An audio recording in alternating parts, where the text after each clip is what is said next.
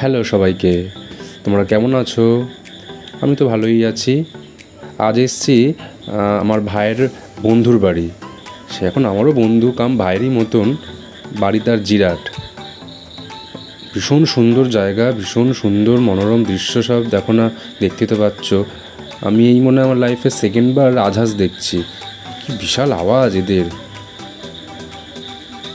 আমরা এখন গেছিলাম একটু সকালবেলায় বাজার করতে। তা সেইখান থেকে আসার সময় দেখছি এক পাল রাজহাঁস চড়ে বেড়াচ্ছে। তার এই কর্কশ গলার আওয়াজ আর দেখতে ভীষণ সুন্দর। এখন আমরা যাচ্ছি গঙ্গার ধারে একটু ঘুরু করতে। দেখো বন্ধুরা, কত নৌকা বানানো হচ্ছে এইখানে। আমি প্রথমবার দেখলাম যে এরকম কোনো জায়গায় যেখানে এত পরিমাণে নৌকা বানানো হয়। কত বড় বড় সমস্ত নৌকা, যেগুলো এ রাজ্যেরই সব অন্য অন্য জেলাগুলোতে শুনলাম পাঠানো হয়, আবার দেশের বাইরেও নাকি যায়। ভাই নিবি নাকি একটা? চল দুজন মিলে চেপে বেরিয়ে পড়ি। এই চলে এসেছি গঙ্গার ঘাটে। চারিদিকে সবুজ আর সবুজ।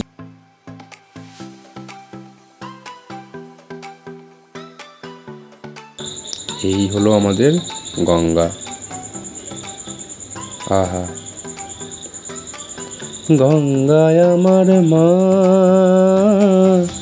পদ্মায় আমার মা। আহা, সুন্দর জল, চারিদিকে সবুজ, আকাশটা পরিষ্কার, দারুণ। দেখো না, গঙ্গার বুকে করে এপার থেকে ওপারে ছোট বড় সমস্ত রকমের গাড়ি চলাচল করছে। মানে এপারের মালবাহী গাড়ি ওপারে, আবার কখনো ওপারের মালবাহী গাড়ি এপারে এসে সড়ক পথ দিয়ে যাতায়াত করে। সাথে দেখছি প্রাইভেট গাড়িও। কি সুন্দর,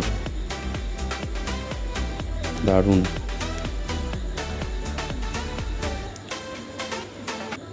আমাদের মতন কত লোক এখানে এসে বসে মনোরম দৃশ্য দেখছে, হাওয়া খাচ্ছে। আমার তো স্নান করতে ইচ্ছা করছে, বাট জামা কাপড় আনা হয়নি। বাড়ি থেকে অনেকটাই দূর, তো ভিজে কাপড়ে যাওয়া যাবে না। যাই হোক, অন্যদিন একদিন নাহলে এসে করা যাবে চান।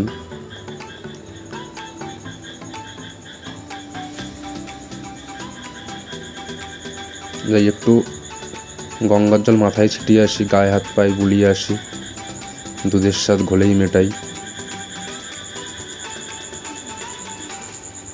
কি সুন্দর পরিষ্কার জল। আহা,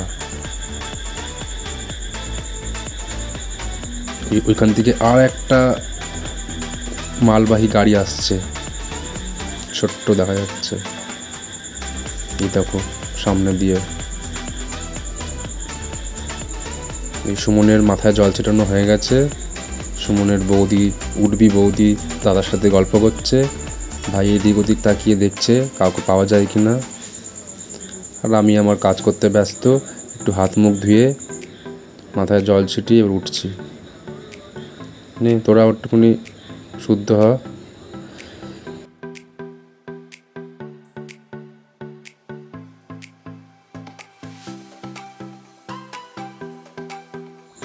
এখন বাড়ি চলে এসেছি। কাকিমা গরম গরম ভাত দিল, খাসির মাংস। এবার একটু রেস্ট, বিকেলে বাড়ি। টাটা।